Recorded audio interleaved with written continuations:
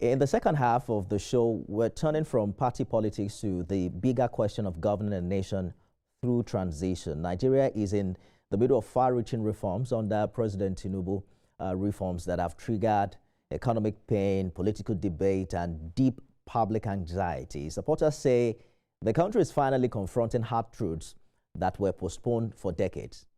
On the other side, critics argue that the cost is too high and that the timing too harsh. My guest believes this movement is not collapse, but transition. He argues that reform is the painful journey that must come before national rebirth, and that President Tinubu is exercising power with long-term nation-building wisdom rather than short-term popularity. Abdurrahman Musa Dodo is a national steward of the Renewed Hope Intelligentsia. He's a policy thinker who has written extensively on what he calls reform as the womb of rebirth. Tonight, we examine briefly whether these reforms truly align with the wisdom of nation building or whether Nigeria risks losing public trust before rebirth is reached. Thank you for joining us on the show this evening. You argue that reform is not rebirth. I've taken time to read through your article, and what you're saying is that rebirth cannot happen without reform. You know, for Nigerians who are hurting right now, how should they understand this difference in very practical terms? What should they expect now, and what should wait until later? Yeah, thank you so much for having me. The first thing that Nigeria, that's why it is very, the exigencies of our time demands that we must bring this kind of it demands this kind of organization, the intelligentsia. Intelligentsia are a group for people that are thinking conscious of a nation, and they are not only profound policy thinkers. They have a moral duty towards society, and that's exactly what we're doing, to interpret the social reality, against the historical moment. And that is it. Every Nigerian listening to me now should understand. We have to keep making them to understand this. Nigeria is at the pinnacle of the most significant evolutionary transition. When a country is going through this transition, there's going to be a lot of upheaval. There's going to be a lot of crisis. It's natural. It's natural. In all civilization, in all great nations, you have to pass through this. But how do people understand this matters, and that is what we have to keep explaining to Nigeria. You know, beyond the existence of our time demands that we. Yes. Sorry, let me land. The existence of our time. Yes, the existence of our time demands that we must begin to explore the inner dimension of our intelligence. And President Bola Ahmed Tinubu do not just understand the knowledge of the time. He knows exactly what to do, and that is why he's bringing reform. We must challenge. There's no nation that ever reborn. They go and check all civilization, all great nations. No nation has ever reborn without passing through consciously passing through this kind of phase, painfully, but it's a reformative phase that we must pass through, and that is what he understood, and is bringing this kind of reform that challenge the status quo. We must, before you have a new thing, you must challenge the status quo. Yes, there must be a departure, a conscious departure from the old, and that is why the reforms are like that. So every society must understand that. The people must understand absolutely. And please permit me to add on this junction. People might ask, that is. I mean, why is it so painful? It's like a bed pang. It's a bed pang that is going to bring up a new thing. That is natural. Development is naturally driven.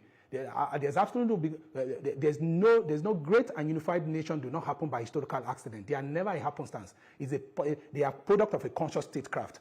And governing through a transition period like the one of this time is the rarest and the most demanding form of statecraft, and which President Bola Ahmed Tinubu is confronting headlong with a courageous, bold reform. So we have to understand that is the knowledge of the time we are. I hear you. We have to keep doing this. Yes, we have to keep doing this so that people will understand the knowledge. People will understand the time that we are, and most especially We must, the reform must be guided. Most of the reform must be guided must be guided from a populist distortion and elite sabotage. That's exactly what we want. You know that this intelligence are guidance of society. I hear you. Right, this Beth Pang narrative is a very familiar one. It's one we've been hearing since 2023.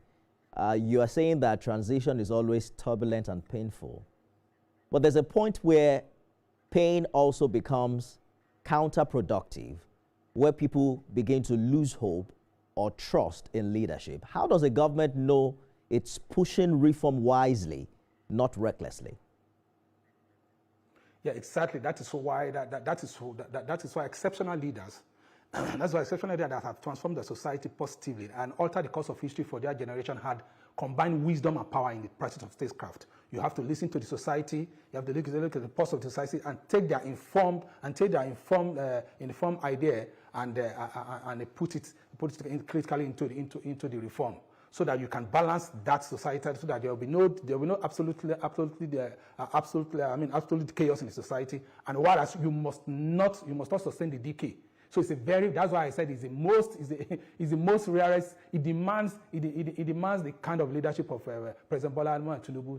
So, but the greatest demand is that the society must understand this. Even if you bring an angel to this society, now I will have studied civilization. Go and study, my brother. This is what I'm saying is history is unambiguous about what I'm saying. It's not. You can go look at great civilization or great country that have passed through this period. If you like, bring an angel to this society, and he must do exactly what we are doing now, because there's absolutely no way you can foster a society with a fragmented, divergent allegiance. There's no way a people can cultivate inspiration.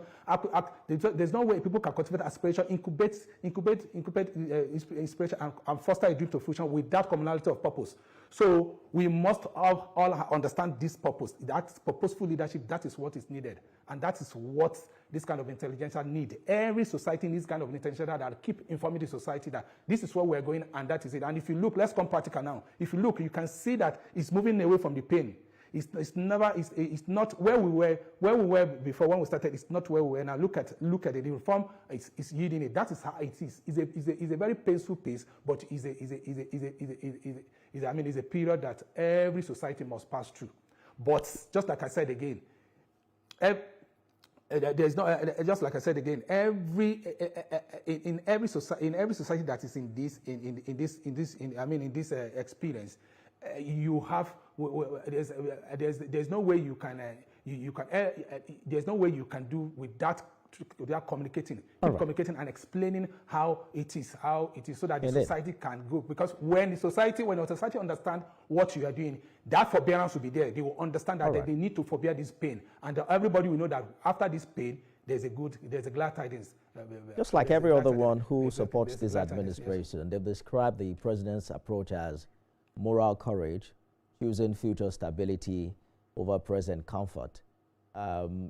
Critics, however, say it's a gamble taken without enough social cushioning, and perhaps time will tell what the line is between courageous leadership and insufficient protection for the vulnerable. But that's our time, and it's a good place to leave it. I've been speaking with Abdurrahman Musa Dodo, who is National Steward of the Renewed Hope Intelligentsia. Thank you so much for talking to us on the program this evening. Thank you for having me. Thank you, sir. And that's our show today, everyone. You can watch it again at midnight and 6 a.m. tomorrow. I am Nifemi Ogunsoye.